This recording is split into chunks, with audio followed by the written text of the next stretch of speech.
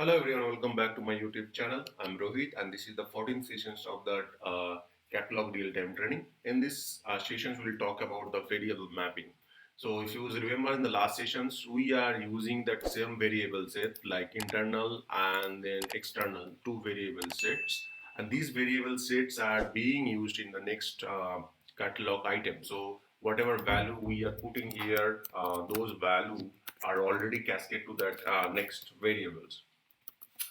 So let's do one more time and let me show you. So if I do and click the next, it is automatically those value are mapped.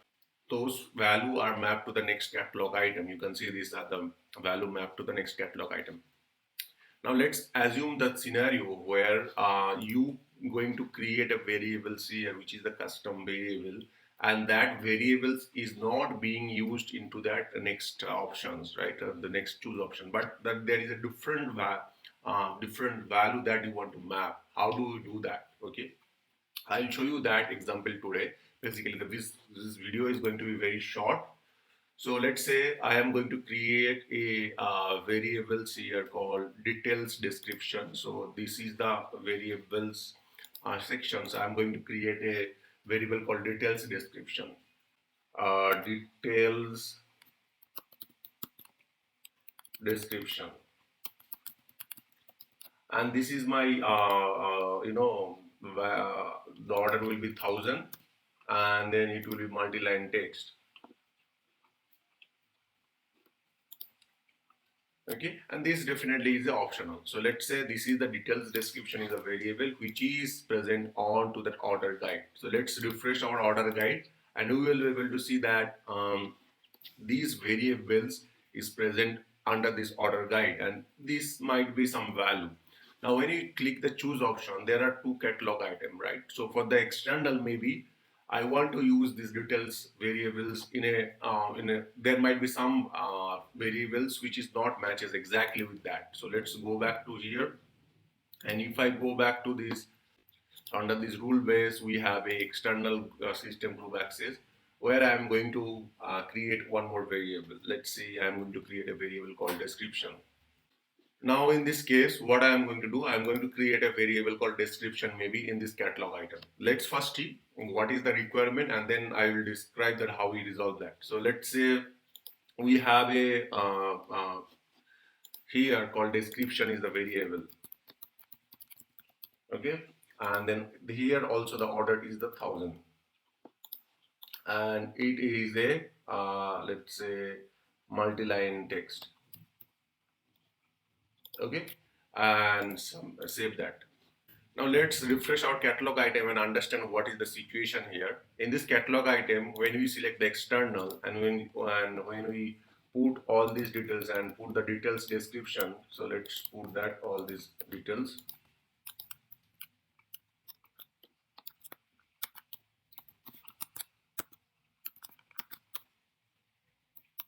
And click choose option. This detail description, like this external user, this description also I need to be cascade to that next catalog item. So if I see here, all these details are populated because they are using the same variable set, but this description did not cascade from there to here. So let's see if we put this question in the same name. So the previous name was detailed description. So let's say we'll put the same name and see this is working or not, or the value is cascading or not. Later we'll discuss that if even the name was changes, how we can do that. Okay.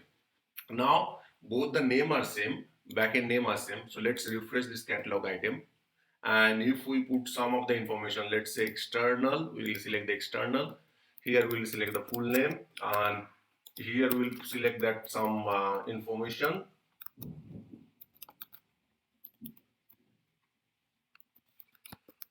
And here we'll select some of the value, and if we go back to the detailed description, you can see if the variables name are same, the detailed description will be cascaded. So basically if the backend variable name are the same or the same variable set they are using, the cascade variables checkbox is working. But what will be happen here if their name are different, right? In the case of their name are different, how we can map that? So that thing I'll show you that. Okay. So you understand that two things will be work cascade variable. So if you go back to that order guide have a one checkbox called cascade variable. If you check that cascade variable, these things will be cascade if their variable names are the same or if they are, yeah, reusing the same variable set. But if their variables name are different, so let's say I have a description and order guide have a variables called detailed description, how we can map that? Okay, so let's for that what we have to do, I'll do one thing.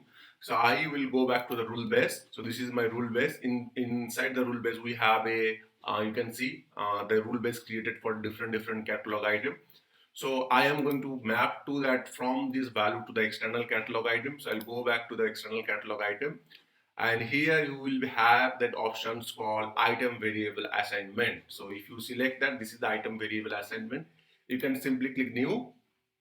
Now in this page you have a two option. One is the order guide variable. So what is the order guide variable? So our case the order guide variable is the detailed description. Whatever value will be in the detailed description where I should map, I want to map to the item variable, which is I have created the description.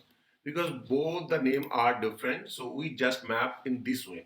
Now if we refresh this our form, both the variables name are different. Now if we type something called external and select this information first.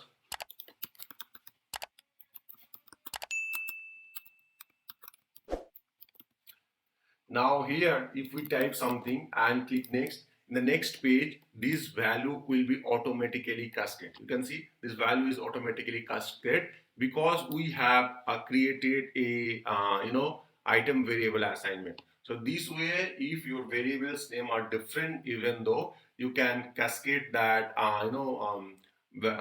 variables value. So whatever value is there, you can cascade that. So that is the point we have left for our order guide. So I just want to share with you guys. So that's it for today. The next session we'll talk about the record producer. Till the time, thank you very much. Have a great day.